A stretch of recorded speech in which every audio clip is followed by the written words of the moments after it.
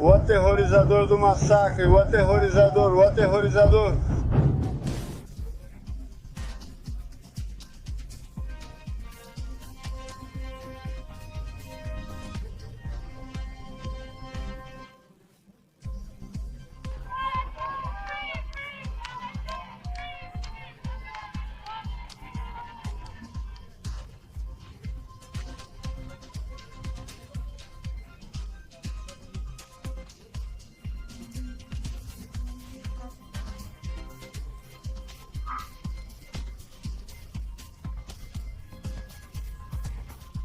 O aterrorizador do massacre, o aterrorizador, aterrorizador, massacre, o aterrorizador, o aterrorizador.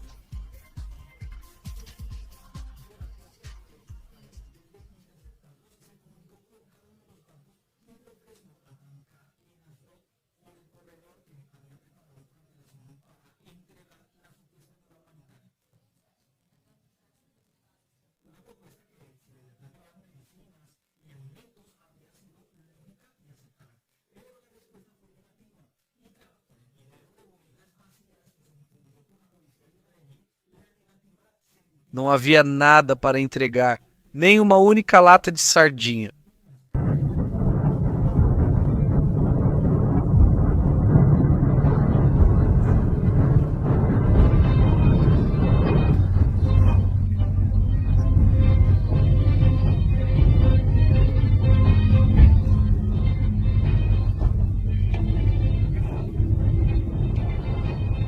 Acho que vocês sabem onde estou, já que é quase um quarto vazio. Isso mesmo, estou dentro de uma das embarcações, uma das maiores embarcações a chegar nesta flotilha de Yom Kippur. E enquanto estamos processando este barco, tem uma coisa faltando, pessoal. Toda essa ajuda que deveriam levar a Gaza. Isso me esclarece algo, e acredito que para vocês também. Quando nós e outros países oferecemos levar ajuda e entregá-la aos habitantes de Gaza, poderíamos facilitar sua chegada segura. Eles simplesmente rejeitaram. Agora sabemos o motivo, porque nunca se tratou de levar ajuda aos habitantes de Gaza. Tudo se resumia às manchetes e seguidores nas redes sociais. As imagens documentam os navios sujos, desorganizados, mas sem nenhum sinal das supostas ajudas humanitárias que traziam para os habitantes de Gaza.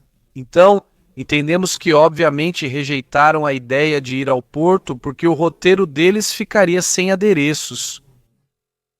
No convés, a sequência foi quase mecânica, como das outras vezes. Comunicações cortadas, eletrônicos desligados e tripulantes em silêncio, mãos para cima. As imagens captadas no interior dos navios e divulgadas pela polícia israelense, inclusive, mostraram como vários deles jogaram seus celulares no mar diante da iminente entrada dos fuzileiros navais israelenses. O que havia nesses celulares para que fossem jogados ao mar? O que havia? Suas informações pessoais e, claro, centenas de lembranças e fotos de família. Mas como saberemos? Imagine o quão grave deve ser o cenário para que você tenha que jogar seu celular no mar e perder tudo o que tem. Pense no que há no seu celular. Bem, fica a critério da imaginação de cada um. O que havia dentro desses aparelhos, os depoimentos de dentro contam sem enfeites. Os soldados ordenaram desligar todos os dispositivos, deixando os navios em um vazio digital, sem câmeras nem transmissões. Foi o prelúdio da entrada das equipes israelenses que, uma a uma, tomaram o controle de todas as embarcações. A imagem que mais repercutiu não foi no mar, mas sim no centro de detenção. Dezenas de ativistas sentados no chão, de cabeça baixa, passando pela vergonha de terem acabado ali, após anunciarem que romperiam o bloqueio e sem entregar nenhuma das ajudas que não trouxeram. Óbvio. E no meio dessa cena, foi divulgado um vídeo do ministro Itamar Ben-Gvir, gritando para eles: "Vocês são terroristas."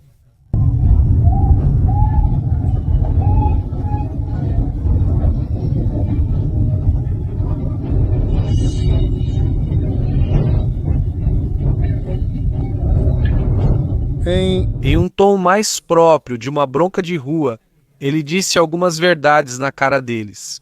Por que não cobrimos o sol com um barco? Não se tratava de ajudar os habitantes de Gaza, era propaganda pró-Palestina, que no final só acaba beneficiando o grupo terrorista Hamas. Mas nem todos os casos são tratados da mesma forma. Em consideração às boas relações com a Itália, Israel autorizou a deportação voluntária de 4 ativistas italianos. Isso indica que aceitaram sair por vontade própria e arcar com os custos dessa decisão. É um detalhe importante. Mostra como Israel trata cada caso individualmente e, de quebra, envia um aceno diplomático a um parceiro europeu com quem não quer abrir frentes desnecessárias. Embora eu imagine que os 49 ativistas espanhóis não terão a mesma sorte. Então, a grande maioria de todos esses ativistas continua esperando. Centenas de ativistas, cada um processado individualmente. Enquanto governos de meio mundo apresentam queixas e convocam embaixadores, o presidente da Colômbia voltou a ser notícia. A questão chegou ao campo econômico e político. Expulsão da delegação israelense da Colômbia e o anúncio de suspender o Tratado de Livre Comércio com Israel. Uma reação que transforma uma abordagem marítima em um dos pretextos que Petro costuma buscar para cumprir com sua agenda anti-Israel, sem se preocupar com os danos que isso pode causar ao país. A quebra de acordos tão importantes como o TLC entre essas duas nações. Obviamente, também temos o caso de Grética, que vemos aqui bastante irritada, mas realmente, sem dizer nada, denunciou o maltrato de Israel. Perguntaram especificamente para ela dizer o que tinham feito com ela. Bom, ela disse que preferia não dizer nada. Certo. A conclusão, por enquanto, é simples. Israel deixou uma mensagem sem ambiguidades. Não haverá corredores marítimos fora do seu controle? Podem tentar várias vezes, o resultado será igual. Interceptação no mar, equipamentos desligados, detenções e retorno. Os ativistas podem se orgulhar de terem ocupado as manchetes. Mas no final, a pergunta é outra. Eles queriam levar a ajuda ou simplesmente queriam acionar as câmeras da propaganda pró-Palestina? Porque se era a primeira opção, volto a repetir, não havia ajuda nos barcos. Depois temos o outro lado da moeda. Centenas de manifestantes islamistas de extrema esquerda invadiram uma rua em Fures, só porque a flotilha havia sido interceptada em Israel. Mais uma vez, pretextos para incendiar o Ocidente. O que acontece com a esquerda é doentio. Não importa se estão no governo, qualquer desculpa serve para eles saírem e destruir as ruas. Essa mesma onda de ódio que começa em um porto de Gaza acaba incendiando um supermercado importante. Se você quer acompanhar o que acontece aqui em Israel e na região, este canal é para você. Então se inscreva e ative o sininho. Bem, e é que enquanto a atenção estava concentrada no Mediterrâneo, o alarme soou na Europa. Primeiro na Alemanha, onde a polícia prendeu 3 suspeitos de fazerem parte de uma célula ligada ao Hamas. Não foi uma batida qualquer. As autoridades agiram graças a informações compartilhadas de Israel, em particular pelo Mossad, que teria fornecido dados-chave para localizar os suspeitos. Nas buscas, encontraram armas e materiais que, segundo o Ministério Público, seriam usados em ataque. Uma história que mostra como a sombra do conflito em Gaza também se infiltra nas ruas de Berlim. O outro cenário foi muito mais forte, mais lamentável, em Manchester, Inglaterra. Durante o Yom Kippur, o dia mais sagrado do calendário judaico, o dia do perdão, um homem identificado como 35 anos entrou armado na sinagoga de Hinton Park e abriu fogo. 2 pessoas foram assassinadas antes que a polícia o abatesse. Horas depois, mais prisões ocorreram em bairros próximos, indicando uma rede maior de simpatizantes radicais. A cena foi descrita por testemunhas como um pesadelo. Famílias que tinham ido à oração foram interrompidas por tiros, crianças evacuadas em meio a gritos e um prédio profanado. Na data mais solene para os judeus, esses 2 episódios não são por acaso nem isolados. Eles respondem a uma tendência que vem crescendo desde 7 de outubro de 2023. O antissemitismo na Europa disparou. No Reino Unido, o Community Security Trust documentou números próximos aos recordes históricos de ataques e ameaças contra judeus. Na Alemanha, o RIAS relata um aumento drástico de incidentes antissemitas, de pichações a agressões físicas. E os estudos de percepção confirmam o que a comunidade já sente na pele. O Yo-Policai revelou que a maioria dos judeus europeus hoje se sente mais insegura do que há apenas 2 anos. O que estamos vivendo é um tsunami de antissemitismo. Não são simples ondas de ódio que vêm e vão, mas sim uma corrente contínua que arrasta tudo consigo. Universidades onde o boicote a Israel é normalizado, redes sociais que amplificam discursos violentos e ruas europeias onde usar uma quipá se torna um ato de coragem.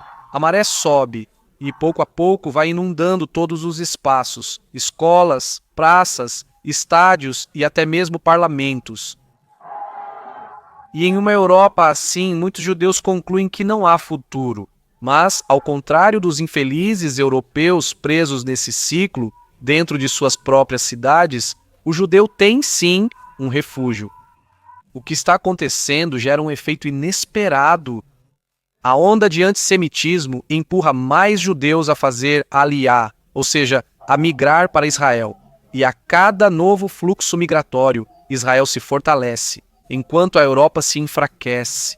A história se repete com um eco inquietante. Durante a Segunda Guerra Mundial, a Europa matou grandes cientistas, artistas, engenheiros, matemáticos e uma infinidade de intelectuais judeus. Mas também houve sobreviventes desses mesmos, que levaram seu talento para o que naquele momento era o deserto de Israel, praticamente inabitável, e que transformaram no nascente Israel. Eles foram a base intelectual e econômica sobre a qual foi construído. Um país que em apenas 80 anos se tornou a potência do Oriente Médio, sem nada a invejar de muitas das nações europeias. Hoje a Europa está cometendo um erro semelhante. Com outra face, ao permitir que sua cultura se fragmente, sob a pressão do islamismo político e ao permitir o renascimento do antissemitismo, está empurrando uma nova geração de judeus, cientistas, artistas, engenheiros, atletas, matemáticos, empresários, a emigrar para Israel. E com eles levam seu conhecimento, seu capital e sua capacidade de inovação. O resultado é inevitável. Uma injeção de talento e de força econômica tornará o jovem Estado de Israel ainda mais sólido. Então, para os detratores de Israel, o efeito é o contrário, é um efeito negativo para eles, porque o Estado de Israel está se fortalecendo, mas o grande perdedor será a Europa. Enquanto isso, os europeus, ingleses, franceses e alemães, terão que observar enquanto suas cidades entram em distúrbios, enquanto seu tecido social se desgasta e enquanto seu futuro escapa de suas mãos. O tsunami islamista e antissemita já está aqui, e a Europa parece ter esquecido que toda vez que se deixa levar por essa corrente, acaba enfraquecida. Enquanto Israel se fortalece... Finalmente, vamos para Gaza, onde a guerra avança em um ritmo diferente, mas igualmente implacável, enquanto o Hamas continua refletindo. Vamos ver se aceita ou não o acordo de 21 pontos firmado entre os Estados Unidos, Israel e diferentes países árabes. O exército israelense afirma que está prestes a fechar o cerco sobre a cidade de Gaza, com duas divisões, a 99 e a 62, que vão se aproximando de diferentes flancos para isolar o que resta dos líderes do Hamas. Com o fechamento, Israel controlará totalmente o que entra e sai da cidade de Gaza. Não é um avanço em campo aberto, mas sim uma manobra cirúrgica. No meio de bairros devastados, onde cada rua pode esconder um túnel e cada casa uma armadilha, o objetivo não é apenas militar, é cortar as linhas logísticas, confinar os combatentes e desmantelar depósitos de armas. E claro, o grande objetivo, resgatar os sequestrados. Durante o avanço, aumenta a pressão sobre os civis.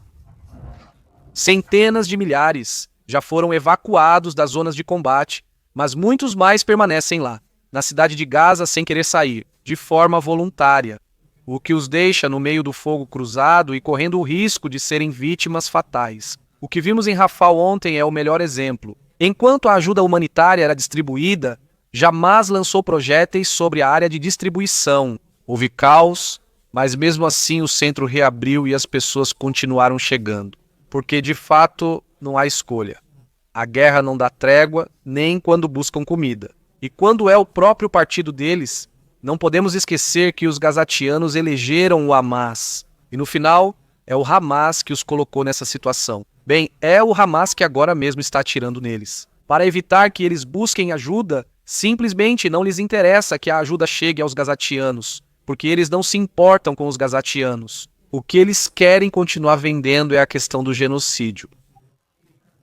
No campo político, os soldados israelenses dizem estar encontrando documentos, mapas, câmeras, depósitos de munições escondidos em escolas e prédios civis. Essas descobertas servem como justificativa para cada incursão. Não se trata apenas de conquistar territórios, mas de expor a infraestrutura com a qual o Hamas se infiltrou no tecido urbano da cidade de Gaza.